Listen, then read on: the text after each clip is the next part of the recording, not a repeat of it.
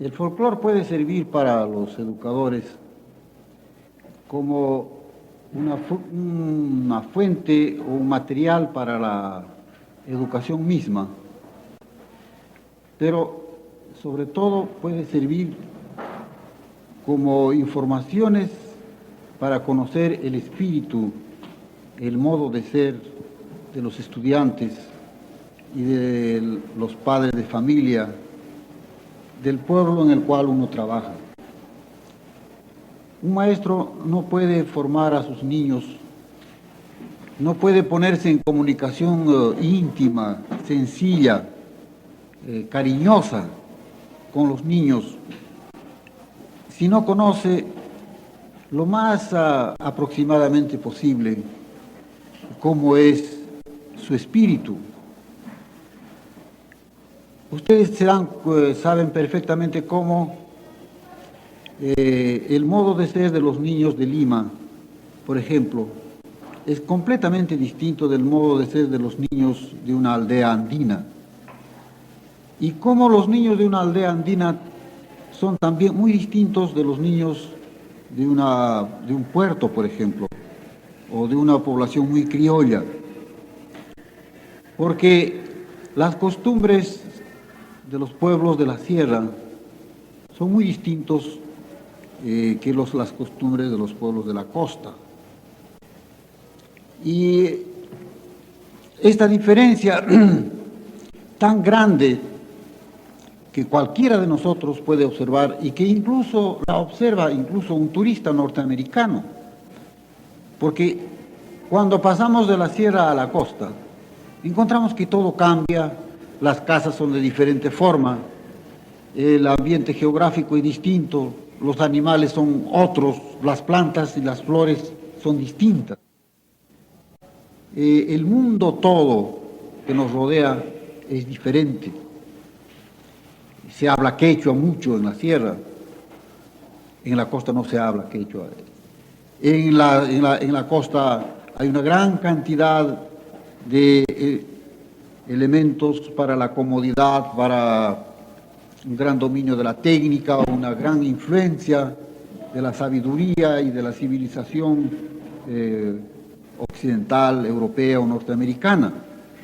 En cambio, en la sierra hay una mayor influencia de las creencias y de las costumbres. Bueno, entonces, esta diferencia de creencias crea o forma al mismo tiempo una diferencia de modo de ser en la persona. Es el conocimiento del modo de ser de la persona para el educador es quizá lo más importante. Porque yo he sido profesor durante muchos años, y en la sierra y en la costa. Debo confesarles que cuando me nombraron profesor de gramática o de castellano, hacia 1939, yo fui a pedir, en primer lugar, claro, un programa del curso que debía dictar. Y me encontré con la sorpresa de que yo no conocía casi nada del programa. Me había olvidado por completo de la gramática. Sin embargo, yo tenía ya cierto prestigio como escritor.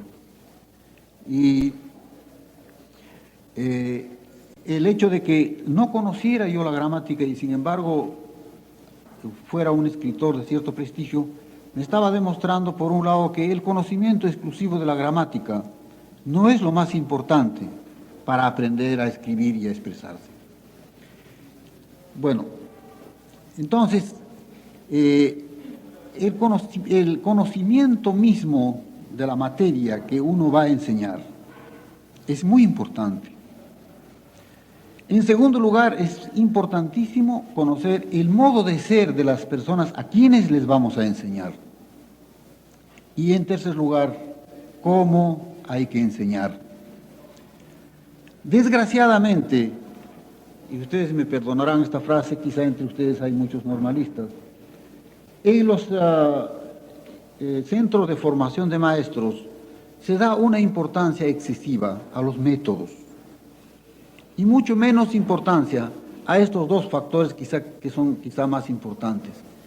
El conocimiento de las materias que se deben enseñar y sobre todas las cosas, de qué modo puede uno acercarse al espíritu de los niños para ganar su confianza y su amistad, su cariño, sin el cual no es posible ninguna forma de educación y mucho menos de instrucción. El folclore nos puede servir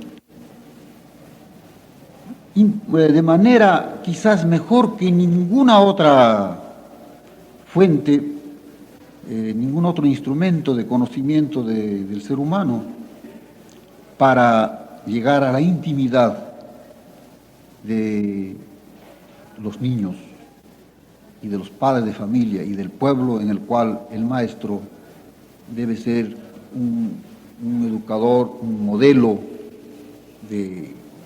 para toda la conducta de grandes y chicos. Yo les voy a contar una sencilla historia que les va a ustedes a dar una idea bien clara de lo importante que es el folclore y de cómo a veces juzgamos equivocadamente la capacidad, la calidad de los pueblos andinos, por ejemplo.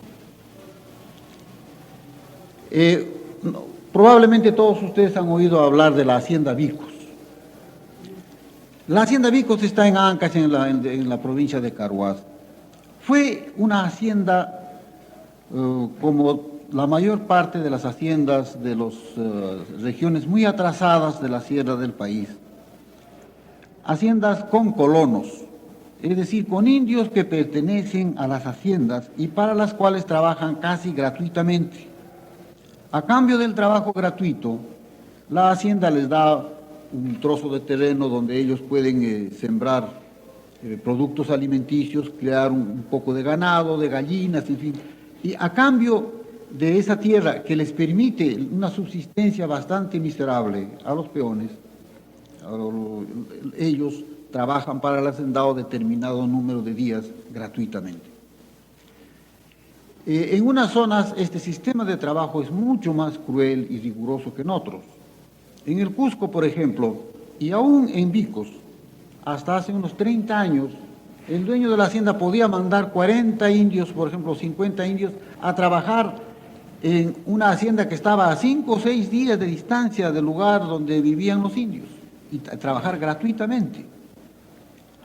Los pongos, por ejemplo, o sea, los indios que tenían que hacer el trabajo doméstico en la casa del patrón, tenían que viajar a veces 5 y 6 días para ir a la casa del patrón en la ciudad y servirles allí día y noche gratuitamente y estar constantemente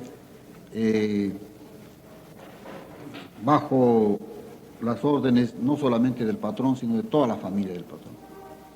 Bueno, Vicos era una hacienda de esta clase, una hacienda en la cual los indios pertenecían a la hacienda, y cuando se vendía la hacienda, se vendía con indios y todo, como se vendía con caballos y con gallinas y con plantas. Ahora Vicos se ha independizado, como ustedes saben, pertenece ahora a la hacienda, a los mismos vicosinos, y se consideraba que los indios de Vicos pagarían el precio de la hacienda en más o menos 10 o 15 años, pero lo han pagado en menos de 4 años. La tierra ha producido como 20 veces más, ahora que la trabajan los propios indios, que cuando estaban en poder de la beneficencia pública. Claro que esto es no solamente porque ha habido un cambio en el sentido de que ahora los indios trabajan para ellos mismos, sino que también han tenido una ayuda técnica muy acertada de parte de una universidad de los Estados Unidos. Bueno, ¿qué era lo que pensaban los indios de Vicos acerca del mundo, de Dios y de cómo vino, y cómo apareció la vida en el universo? Todos creemos de que un indio completamente analfabeto, tan disminuido por desprecio con que durante tantos siglos se le trató,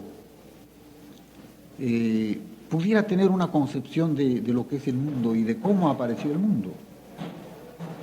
Sin embargo, un estudiante de la Universidad de San Marcos ha hecho un descubrimiento que es muy entretenido y que tiene mucha importancia y que se los voy a contar para que a través de un ejemplo muy concreto se den ustedes cuenta de lo importante que es el folclore como un modo de conocer la inteligencia, la sensibilidad, las preferencias, lo que en un pueblo se considera como bueno, lo que se considera como malo, lo que se considera como moral, lo que se considera como inmoral, que todo eso es muy importante para poder, para que un maestro se desenvuelva acertadamente en un medio que puede ser muy especial, que puede estar regido por principios muy especiales acerca de lo que es bueno y de lo que es malo, de lo que es moral y de lo que es inmoral. Bueno, los indios de Vicos consideran de que hubo dos humanidades, una humanidad antigua y una humanidad nueva.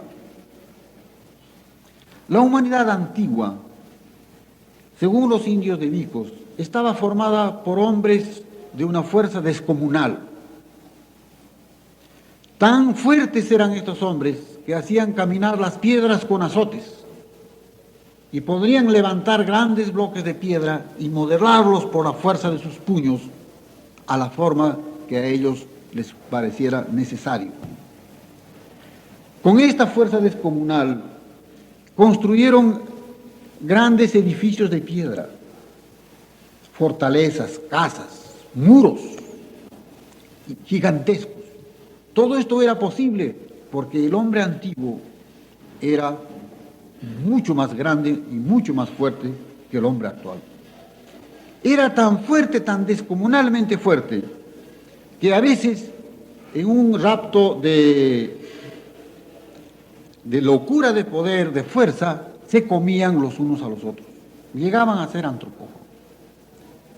Y tenían poco pensamiento, mucha fuerza y poco pensamiento, mucha fuerza bruta y poco espíritu. Esta humanidad antigua fue creada por un dios que se llamaba Adán-Eva. El dios Adán-Eva fue el que creó este mundo de brutos que no tuvieron otra habilidad que la de manejar las piedras como si fueran instrumentos sin peso y muy manuables. Pero eran brutos y se comían los unos a los otros. Adán y Eva un día que estaba caminando por las montañas, se encontró con una mujer muy bella y se enamoró de ella y empezó a demostrarle a esta hermosa mujer su admiración por ella y su inclinación por ella. La mujer permaneció indiferente y esto enfureció a Adán y Eva, que se la llevó por la fuerza a su casa. Era un hombre tan fuerte y tan bruto que no tuvo ningún reparo en llevarse a esta hermosa mujer por la fuerza a su casa. Vivió con ella, pero cuando la vio encinta, se enfureció y la arrojó de su casa. Esta mujer hermosa y tan delicada era la Virgen María.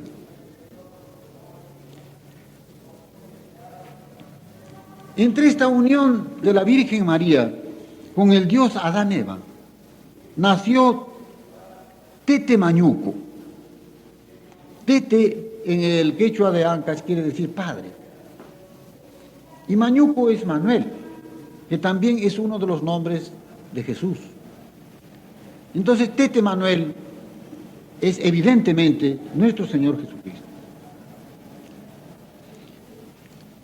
Tete Mañuco, cuando llegó a tener uso de razón, descubrió,